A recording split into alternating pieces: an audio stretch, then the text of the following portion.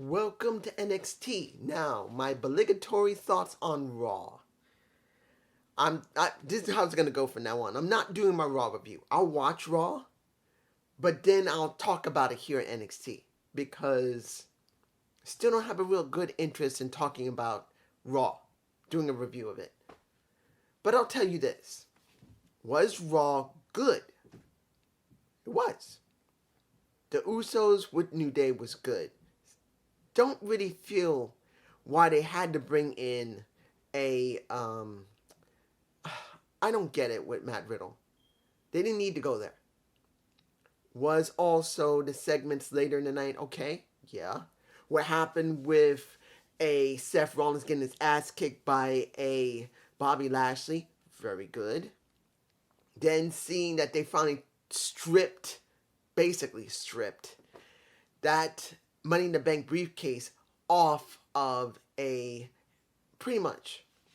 Let me give it to you like this. Austin Fury, I liked him, but we know that Vince would have screwed him up. By taking that damn thing off him, it's better because now you can start him over because he wasn't bad, but you know the booking that Vince left, it had to be eliminated. So that's it. Don't agree with Nikki Cross. But I am glad she did win against Dana Brooke. And seeing that she tried to throw, and remember, she tried to throw the 24/7 championship into the trash, but it hit the floor instead. I kind of wish she had been more focused and it actually went into the trash. Then it would really feel like that 24/7 championship is really gone. Because as it stands now, just because it was dropped on the floor doesn't mean it's gone. I know JD thinks it's gone. I know just Alex thinks it's gone. But because it hit the floor, not the trash, doesn't mean it's gone. If it ever comes back, they're going to say, why did they bring it back? I'll be the one that's going to say, well, it hit the floor before they ever showed it going in the garbage. I'm just hoping it is gone, but I'm just saying. Now, what did we get from this NXT? Kind of a little bit of a mixed bag. It wasn't a bad mixed bag, but it was a mixed bag. The first confusing thing, Joe Gacy versus Cameron Grimes. It was not about Schism being there. It's not about all the members of Schism being there, and it's not that. Why was Joe Gacy? This is the thing. Joe Gacy has been wearing regular clothes all this time. That made him look unique. It reminded me of, guess who? Who's now over like crazy, Bray Wyatt. He felt like Bray Wyatt, a very early version of him, being the one who runs the tree, running the learning tree, running Schism. Why did they make him wear basically ring trunks and boots? Why? That made no damn sense. And that's what threw off the entire match. It's not the match quality that was wrong. It was that Joe Gacy, who is the head of Schism, who is basically a new version of a Bray Wyatt coming up. Stop looking like Bray Wyatt. Why? There was no need for it. He should have just came out as he normally did, and it would have made better sense. Next. Soul Rica, I believe that's her name, versus Electro Lopez. Now, Gato, I'm mispronouncing it because I don't speak Spanish and I'm bad with names. But El Fantasma, that's the only part I can ever remember. El Gato del Fantasma, I believe that was the name of it. Since it's on the main roster, I still can't remember the name because I don't do Spanish well. Seeing her back, I don't know if it was going to work or not. Because she's not working with Tony D'Angelo. Not working with Larusso. So I don't know if this is going to work.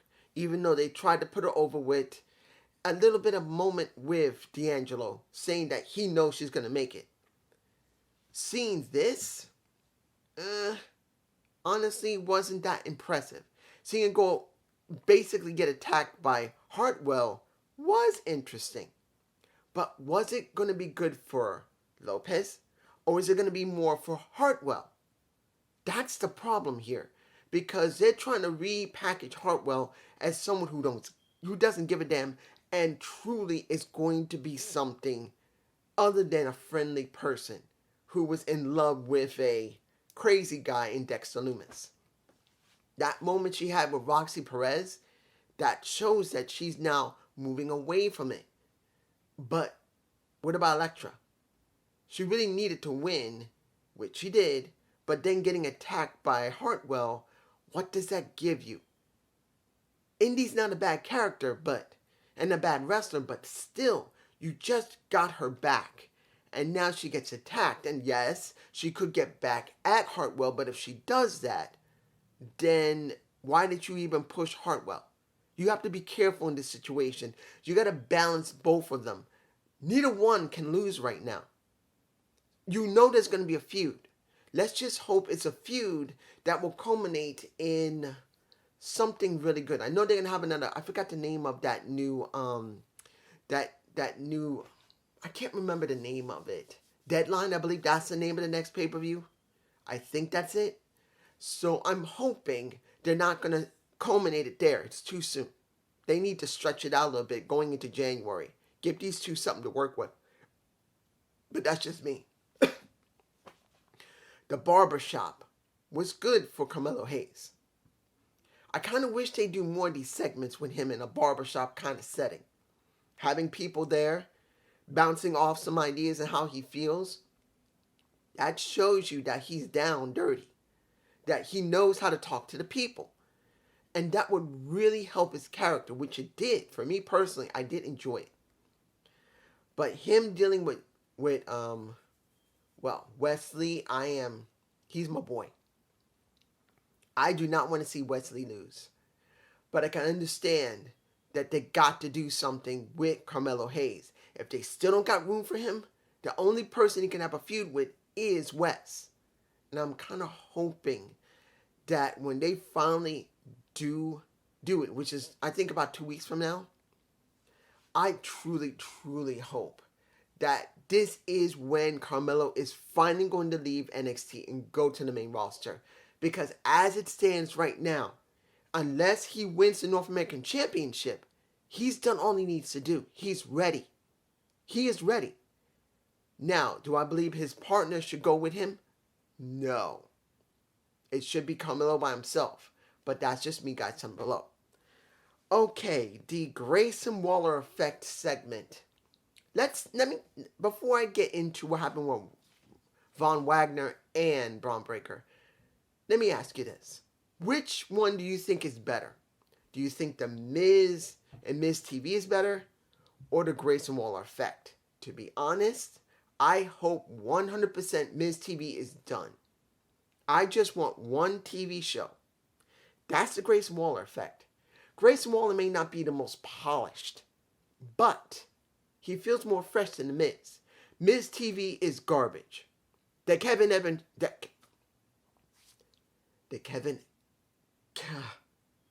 KO show. I had to calm myself. I don't want to see the KO show with Kevin Owens. I don't want to see Miz TV anymore. I don't want to see the Cutting Edge. I don't want to see none of those TVs on Raw or SmackDown. None of it.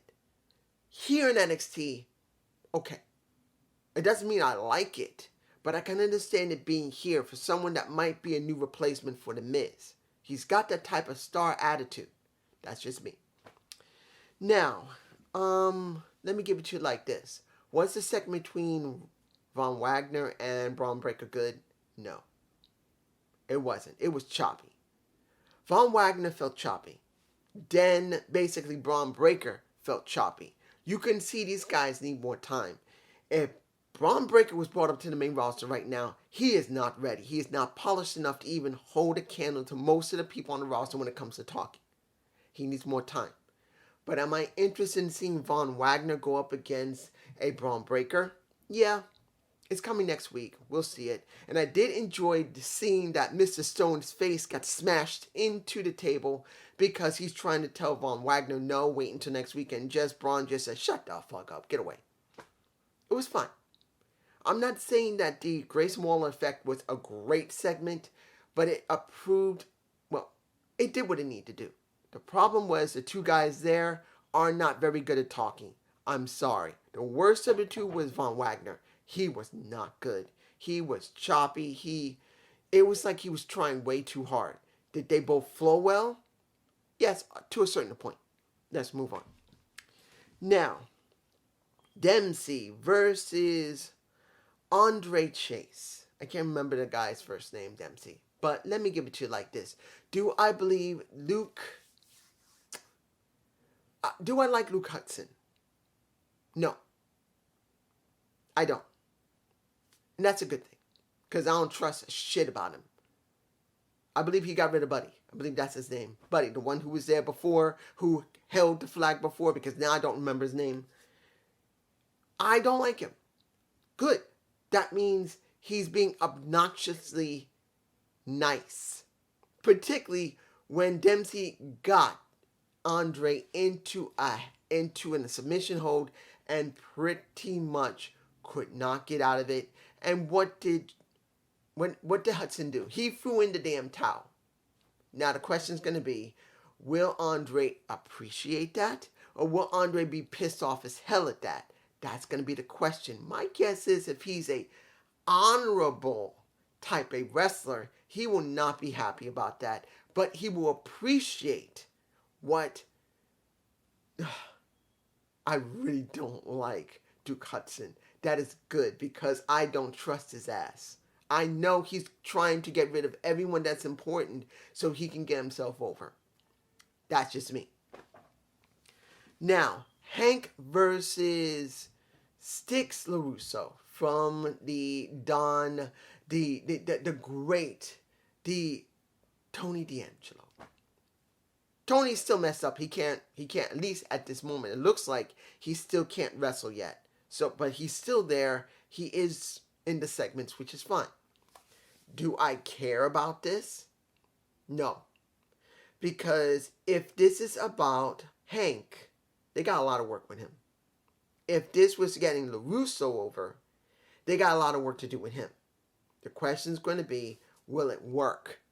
If you're trying to get Hank over by doing this with Larusso and Tony, the question's going to be, how far are they going to push this feud to try and get Hank to change and to grow? I don't know. That's just me. Now, I am skipping over the one that's going to be in the image. So, I am doing Damon Kemp versus Brutus Creed. 5 minutes. 5 minutes to whoop some ass, which was done. And Kemp won. And it's mostly due to the fact that Damon decided he wasn't getting anywhere because he's getting his ass kicked. He decided once he messed up enough of Brutus, he grabs a chair and goes into the ring. Was about to whack him. Brutus, with those big frying pan hands, well, his hands are not as big as frying pans, but he hit that chair like a frying pan in his hand, whooped some ass, grabbed the chair, and basically nailed in the back Kemp. So do I believe Kemp is out of it for a while? Probably. But the question now is, what is Singer and Fears? I believe Singer, I can't remember his first name. But Fears and Singon, what does this mean? These guys are staring down the Creeds again from Diamond Mine. I don't know. I don't know if this is going to be good or not. I'm not sure. It's going to depend how they're going to book it. I don't know. I don't know if it's going to be good or not. Last match, which was, I'm sorry. I knew this was coming. They telegraphed this for quite a while. It was too blatant. Now, many people are going to say, well, what do you expect? This is NXT. It's basically their developmental, they just give basic stuff. There is a difference between basic stuff looking good and basic stuff looking telegraphed. Zoe Stark is not a great character because she's very straightforward, and worse yet, Zoe Stark, the actual woman who's probably wonderfully nice, sweet person, or can be a bitch, depends, and a good actress because she overdid it. It was way too blatant. So when it came to the match for the NXT Tag Championships, it wasn't the match quality that was bad.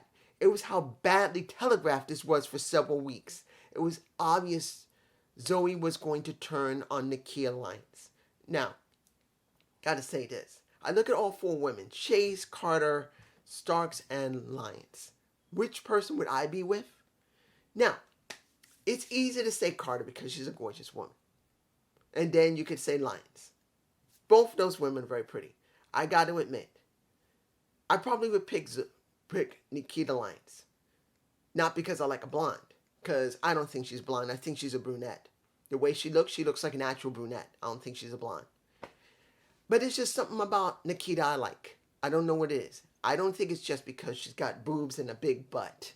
I've been down that road. I had someone who was not as tall as her, but was thick. I'll say it again, thick. And that's not against her. That's how she was built. But there's something about Nikita Lyons I like. I don't know what it is. It's not because of her look. Maybe it's the ring work because she's not that bad in the ring. Maybe that she can do her character pretty well. But it's just something there. But when you see the match all over, Nikita trying to save Zoe and taking 2 shots to the face for her from both Chance, Carter, they did their part. They stand there, they let both of them, and this is Starks and Nikita, basically hand their titles over. You can see that it had to happen. So what did you get? You get the Nikita Lyons nailed in the face with a title by Zoe. It was obvious it was going to happen. That was the problem. And it wasn't that, I want to make this clear. It was telegraphed heavily. Zoe's not a very good actress. She's not. But the way they booked it just made it even more apparent. I don't know if it's Bruce's booking this. I don't care if it's Triple H, and even if it's HBK himself. That was sloppy booking. They could have made it a little bit more tighter and not so apparent that Zoe was going to turn so easily. I thought it would have been better if you showed a little more frustration from Nikita than Zoe, and that would throw people off, and that would have been better. That's just me, guys, down below. Final thing we're going to talk about. It was so bad, it was good. We had a match between Axiom versus McDonough. Now, we found out that basically Frazier, he's out. He can't wrestle, he's hurt. And basically Axiom and Frazier were talking. Then a PJ Madonna, I believe that's his first name, PJ. But basically, that just taking away from how bad I have a bad memory with people's names. I've always been that way. They set up this match. Now, I felt this was going to be a good match because Axiom's pretty good and Madonna's very good. So I expected this to be a very good match. And they're trying to build McDonough to be a monster. Even though he's a pint-sized... Well, basically, he is Wolverine. A pint-sized monster. That's what this guy is. I don't usually say it often that someone's a pint-sized Wolverine. But he is. And this match proved that he is savage. Because as the match went on, you saw Axiom's right knee get messed up. Well done. Axiom sold it.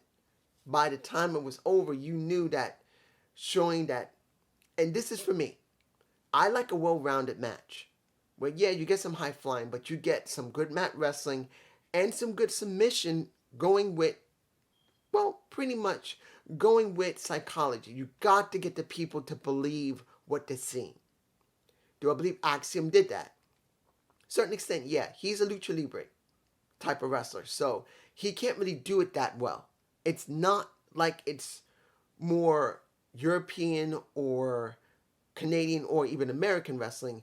It's a problem. That fast-paced wrestling can be a very big detriment when it comes to doing psychology. Psychology is very difficult to do when you do it way too fast paced. But he did sell the knee good. And when you see, and I'm not putting any images in my face, it's going to be the thumbnail. When you see that knee bent well beyond, going from here all the way back, beyond that, seeing him scream, two things came to mind. You wonder if he really did hurt him. We know he did. I'm sure Axiom can have his knees bend back like that. He's extremely flexible. Hopefully. I don't think he's really hurt. He should be fine. But seeing that was so brutal, so beastly, it makes you see that McDonough is just getting more put over. That's a good thing. We need someone who's vicious. We need someone who just doesn't give a damn. And his promo wasn't that great. He made it very clear. That you just saw was a strain. Which, I wish he hadn't done that. I wish he hadn't said that was a strain. I was being nice. I could have just destroyed it. I just strained it. But I want to prove that I am that dominant. And I want anyone to come at me. In fact, Apollo. Now, suppose he's in Nigeria right now. Looking for the next big thing from Africa. If he is or not, it's not the point. But he says clearly, Apollo, when you come back, let's do it. I'm right here. Now, was this a good show? It was a bit of a mixed bag. I don't understand what happened with Joe Gacy. I'm not sure how to feel about what's going to happen with Damon Kemp. And I definitely don't know what the Creed brothers are going to do about Sheena. Wait a minute. Is his name Songa and Fears? I don't know what that is. They've not really explained those two. Soma and Fears. I believe that's his name. Soma and Fears. They haven't explained them enough. They said, yeah, hey, we need to show what we can really do because they're not going to give us the opportunity. But they really haven't done anything in the ring yet. They've beaten up on people, but then they're looking at the Creeds. Wouldn't it have been better to build up into the Creeds? But there's a problem due to the fact there's not that many tag teams in NXT. So what else they got? It's kind of hard to say. And yes, I know the segment that was in the bar. I am leaving that alone because I don't know how far they're going to go with the bar bit. Because I know the bar bit. I saw it. But I'm leaving it. James, I'm just leaving it.